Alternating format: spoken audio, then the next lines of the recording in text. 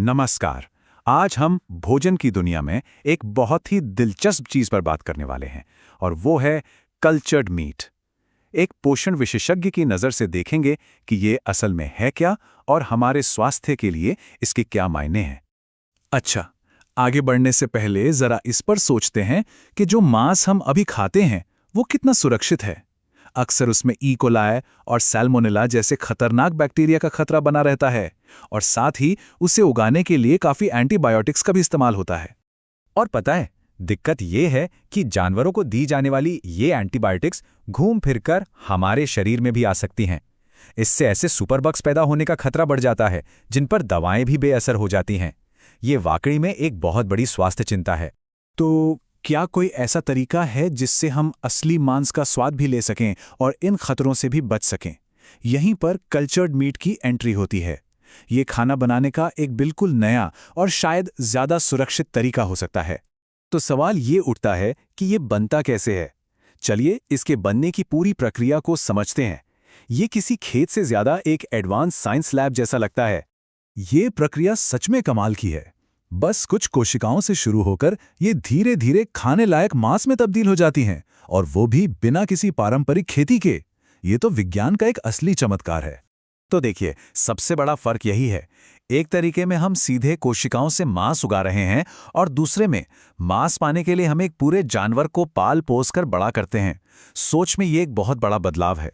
अब बात करते हैं उस जगह की जहां ये सारा जादू होता है, बायोरिएक्टर। इसे एक तरह की हाईटेक सुपर क्लीन रसोई समझ सकते हैं जहां मांस को उगाया जाता है। इस एकदम साफ सुथरे माहौल का मतलब है कि मांस बाहरी कीटाणुओं या किसी भी तरह की गंदगी से पूरी तरह बचा रहता है, और ये एक ऐसी समस्या है जो पारंपरिक खेतों में अक्सर देखने को मिलती है। इन कोशिकाओं को बढ़ने के लिए जो खाना दिया जाता है वो एक तरह का पोषक तत्वों से भरा सूप होता है।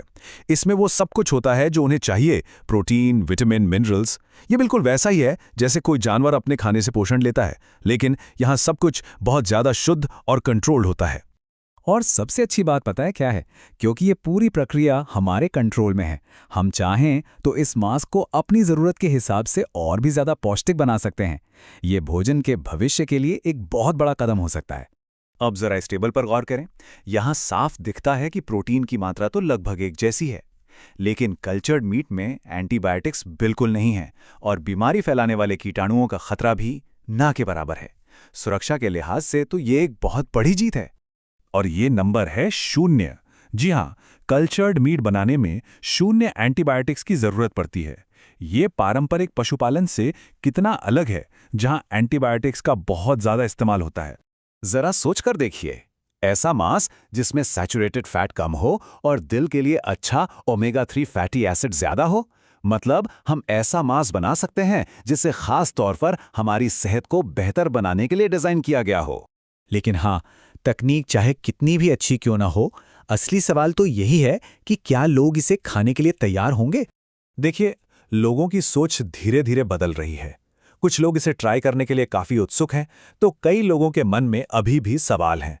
ज्यादातर लोगों को ये जानवरों के लिए बेहतर और पर्यावरण के लिए अच्छा लगता है। तो बात सीधी है, कल्चर्ड मीट को अगर आम लोगों तक पहुंचना है तो इसे सिर्फ सुरक्षित और पौष्टिक ही नहीं, बल्कि स्वादिष्ट, सस्ता और देखने खाने में भी असली मांस जैसा लगना होगा। तो चलिए अब इन सारी बातों को समेटते हैं और देखते हैं कि हमारे भोजन के भविष्य के लिए इसका क्या मतलब है।